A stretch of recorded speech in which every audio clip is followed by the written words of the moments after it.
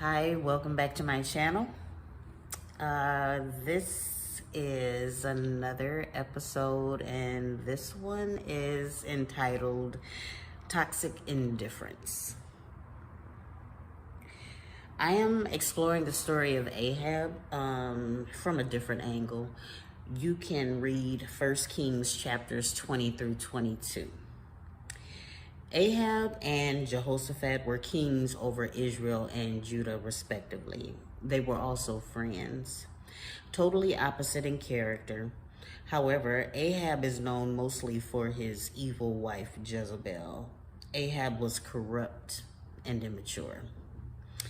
Prior to Jezebel having Naboth killed for his vineyard, Ahab had just returned from sparing King Benhadad. Benhadad had insulted the Lord and would have shown no mercy to Ahab. Indeed, had he been victorious in his demands against Ahab. After the prophet confronted Ahab, he became sullen and resentful. In a vain attempt to regain his dignity, he then asked Naboth to give up his inheritance. When Naboth refused, he went home brooding like a child. He laid in his bed, refusing to eat or drink, with his face against the wall. This from the king of Israel. Jezebel then took the initiative to have Naboth killed. How dare anyone deny the king? Deadly attributes of entitled individuals. The manner in which Naboth's life was taken was crude and painful. Nevertheless, they were both okay with it. Naboth's life meant nothing to them. When confronted by Elijah the prophet, Ahab became repentant for all of 5 minutes. Even then, the Lord was gracious and merciful, promising not to bring the evil to pass in Ahab's lifetime. Understand that it was imminent, just possibly delayed, an oath that may wreak havoc in his son's life. However, that is to give you some background, definitely not comprehensive of how malicious Ahab was. Notwithstanding, there was no war between Ahab and the king of Syria for 3 years. Yet Ahab decided that it was time for Benhadad to pay him what he promised. Ahab asked Jehoshaphat, king of Judah, to go to battle with him. Jehoshaphat agreed, but in his wisdom, he wanted to inquire of the Lord first. Ahab gathered all of his false prophets, 400 men, who told him what he wanted to hear. But Jehoshaphat doubted their authenticity. He requested to hear from a true prophet. Now let me add this. When Elijah confronted Ahab, he referred to Elijah as his enemy.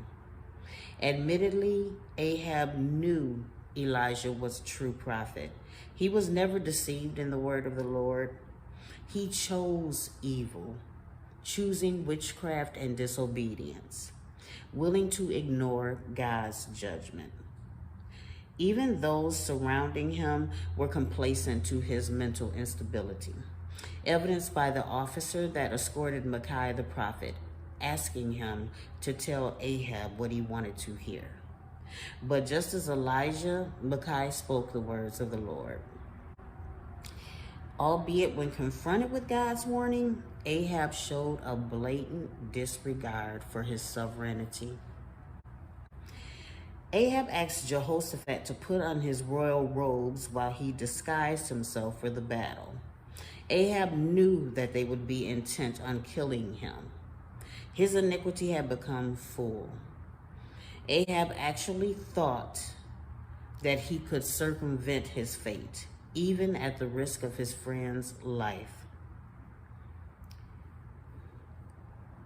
He was an entitled, privileged man-child, but it didn't matter.